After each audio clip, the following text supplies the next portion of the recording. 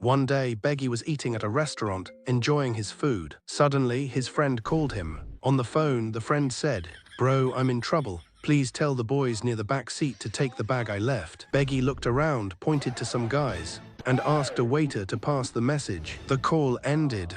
Beggy smiled and kept eating, feeling like a hero. But he didn't know his friend was actually sitting in the same restaurant, watching him. A few minutes later, Beggy called him again and said the exact same line. "Bro, I'm in trouble. Tell the boys near the back seat." Suddenly, his friend stood up, came to Beggy's table and shouted, "Are you kidding me? Same excuse again. You're lying to me." Beggy was shocked.